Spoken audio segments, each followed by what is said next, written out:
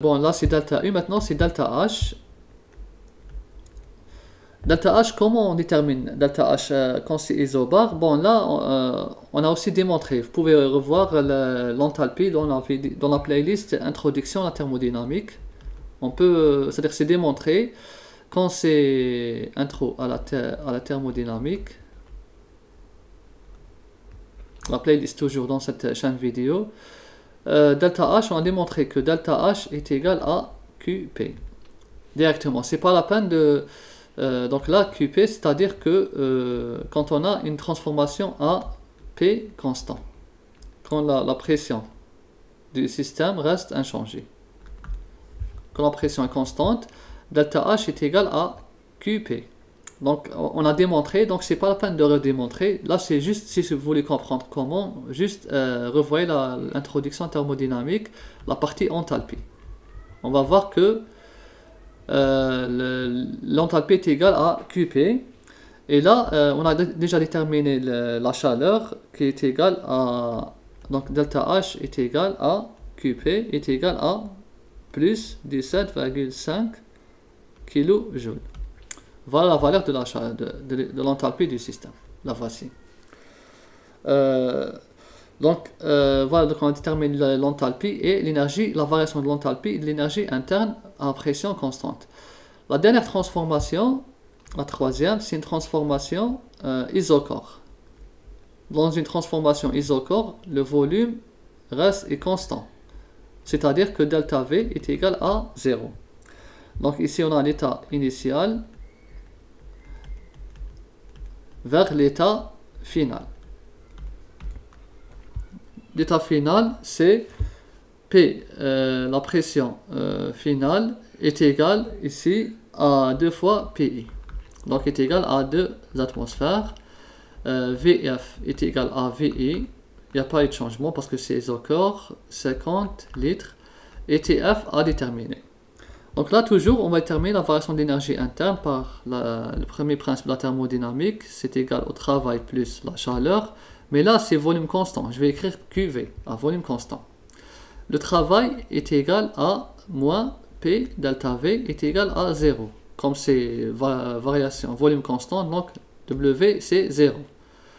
La chaleur QV est égale à 1 CV delta T. Voilà.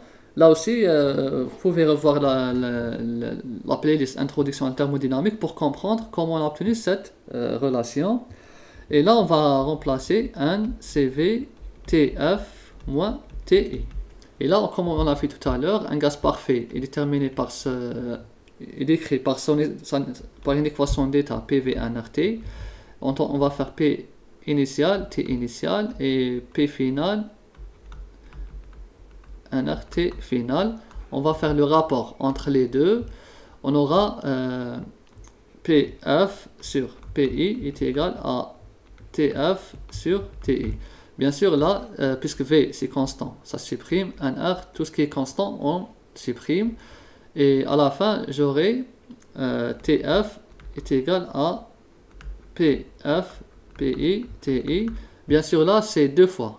La pression finale est 2 fois la pression initiale. Donc, j'aurai 2 PI sur PI fois TI. Donc, j'aurai 2 fois TI.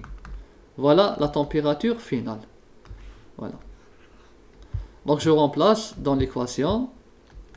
Donc, 1 CV, 2 TI, moins TI. Et j'aurai 1 CV TI. Et je remplace 2 mol fois CV.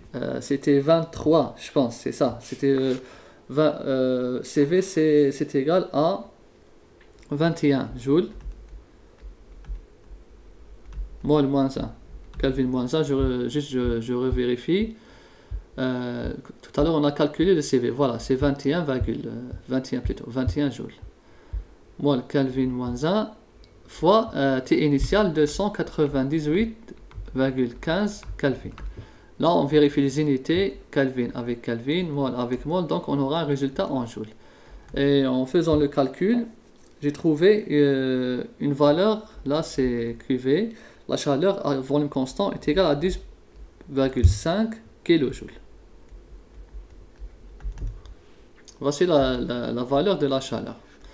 Donc là aussi c'était prévisible, l'énergie interne quand c'est volume constant est égale à QV. C'est ça la relation. Donc là, pourquoi? Donc là ça va être est égal à plus 12,5 kJ. Là aussi, on voit bien que l'énergie interne du système a augmenté. Donc l'énergie interne du système a augmenté. Donc ce système, il aura plus dans cette transformation, le système à la fin, il aura plus de capacité à accomplir un travail. Car son énergie interne a augmenté.